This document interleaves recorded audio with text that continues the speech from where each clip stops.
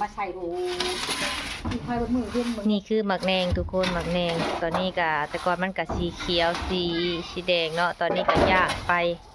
ก็สิประมาณนี้ทุกคนเนาะหมักแนงเพิ่นก็สิเอาไปเฮ็ดยาต่างๆกับบุ้งไปเฮ็ดหยังเนาะแต่ว่าส่งไปเวียดนาม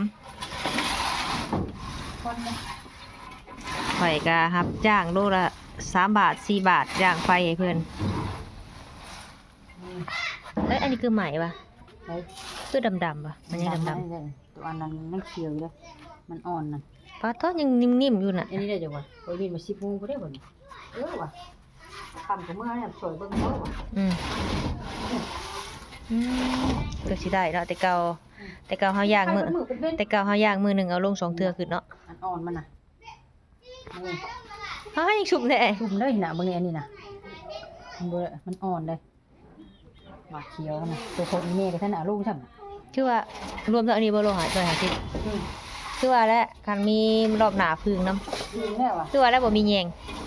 บ่ได้ใบข้าวตังนี่ตัวอ่อนตัวเขียวยังมีเด้อบ่เห็นบ่ได้มันเปียกนี่ชุ่มก็มีเด้อบางอันน่ะมันยังเปียกอยู่ควันมาอยู่เตาหมักแนงพี่น้องควันขนาดคนมืดเวียนบ่อยู่เราบ่คายก็คายนะเฮ้ยเนาะสังเกตเบิ่งหัวเฮาบ่ใส่กุ๊บนี่ขี้ฝุ่นบ่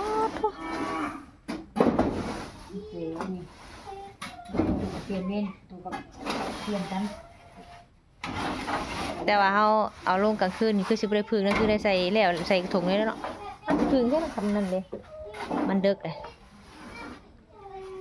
คือคอยไผ่อย่างเงี้ยเป็นใหม่ที่เต่าบ่ได้มื้อแรงนี่เพื่อ9 โมง 10 โมงสิบ่ได้บ่ติ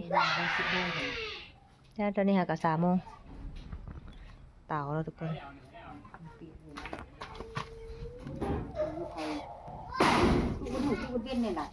ป่านนี้ยังบ่ได้ใช้ทานนี่เนาะ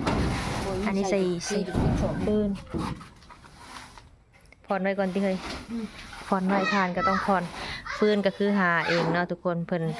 รับจ้างเพิ่นให้โลละ3 บาท 4 บาทใส่ค่ะหาฟืนเองหาทานเองมื้อนึงก็สิได้ประมาณผู้ละ50 บาทเป็นมื้อเวียนแต่ก็เฮ็ดไปบ่มีงานควันเพราะว่าปีที่แล้วเนาะมันควันขึ้นสังกะสีขึ้นหลังคาเข้าไปในเฮือนของเพิ่นปีนี้เพิ่นก็เลยเอาผ้าบาดมากั้นไว้เพราะว่าควันมันอายควันไฟเข้าไปฮอดในเฮือนนี่ว่าชุ่มแห้งมันจะมันหมักแม่นมันเป็นหมักแดงแบบว่ามีทั้งตัวแก่ตัวอ่อนได้ก็มันหมักแดงบ่ได้ตากแดดแต่มันยากมันแน่นอ่อนนะเขียวคือว่าปีนี้คือหลาบ่คือเขียวปีกายนี่ก็คือว่าน่ะจำเฮาบ่ได้พึ่งแดดนำดิจำเฮาพึ่งแดดนำแน่ก็ไข่เพิ่นเดี๋ยวนี้นี่ก็มาเดี๋ยวไข่ปุ๊บดูเพื่อเผาแบบว่าหมักแดงให้มันยุบเนาะแต่10 ลูกคนอยากแต่ทอง10 ลูกพุ่นแหละมีตัวกลางลายอยู่บ่ตัวอันเป็นขวัญบ่มีปานนั้นต้องถ่ายรูปลงบอกเขาเนาะว่าเอาแบบนั้นแบบนี้ถ้าเขาถ่ายยังอ่อนยังเขียวอยู่นำนี่โอ้ยังชุ่มอยู่เนาะยังบ่ทองสิกรอบเอาจนว่าทางในมันแข็งๆแบบยิ่งหมายิ่งแมวก็ได้อันนี้กาบมันหากำลังยุบยิ่งยุบหากะยุบ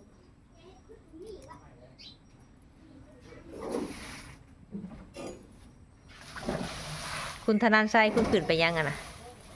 ชาวบ้านเนี่ยธนันชัยเป็นลิงน่ะเบิ่งข้าชาวบ้านอยู่กันแล้ว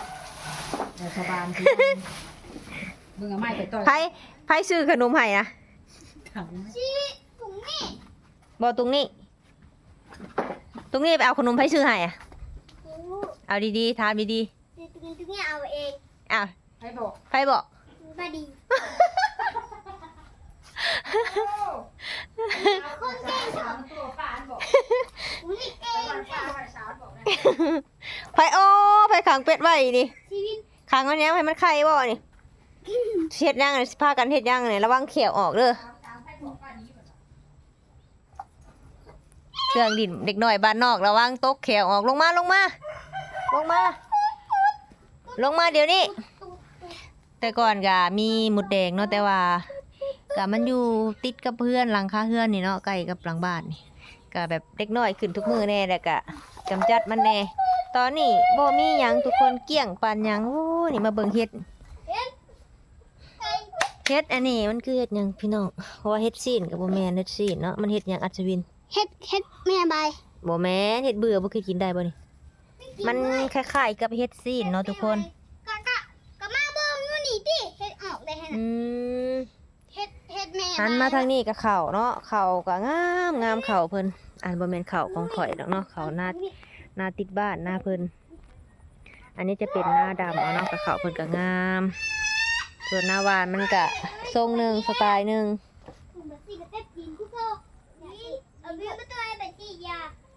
ก็ตีนวดอยู่ เข้าก็เริ่มมานแล้วเริ่มกลมเริ่มสวยเนาะแต่ว่าฝนก็ยังตกอยู่เนาะแต่ก็ทางเขตอื่นก็น้ำท่วม แต่ว่าทางบ้านนี่ หนูว่านี่น้องก็ บ่ได้ท่วมเนาะแต่ก็ไปยากมายากเอาลงมาคือว่ายากแค่นี้เอาแส่บ่จักบาทผู้ละบาทนี่สาบานเอ้ยเอาเฮ็ดยังกันน่ะไปแก้ส่งเราบ่น่ะฮะเบิ่งข่อยสิจับเป็ดไปขายนี่เป็ดทางยังน่ะ ขังไว้แบบนี้แหละมันจังบ่ ไปส่งมา มาได้ ผูกเรื่องบรรดา อืม เป็นหนังอยู่ เผากองพระบ่อันนี้จะแม่นตู้อบเนาะมันก็จักแมตรเฮยตู้นี่ยาวเนาะกัน ไม่ไปจัง 2 เมตรบ่2 เมตรเกือบ3จักบ่ตู้อันนี้คือตู้อบเนาะเพิ่นก็สั่งเฮ็ดประมาณ3ล้านกีบก็ประมาณ3ล้านก็ประมาณ 6,000 ปลาย 6,000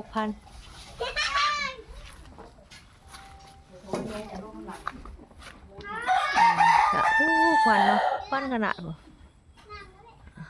หับจ้างไปเนาะพอได้เงินซื้อนมให้ลูกชายเนาะเพิ่นกะซื้อมาต่างหากส่วนข่อยเป็นคนหับย่างเนาะหับย่างก็โลละ3 บาทเนาะทุกคนแต่ว่าใส่ทานเฮาเองแล้วก็ใส่ฟืนเฮาเอง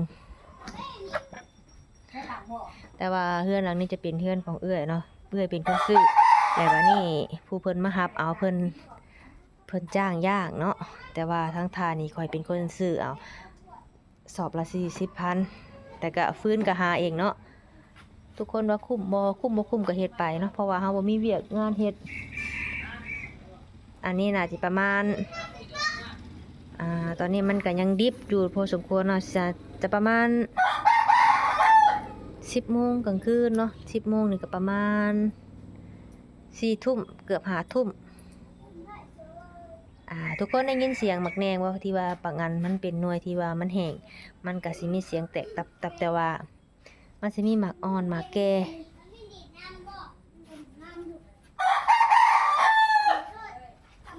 มาทางนี้ใกล้ๆกันทุกคน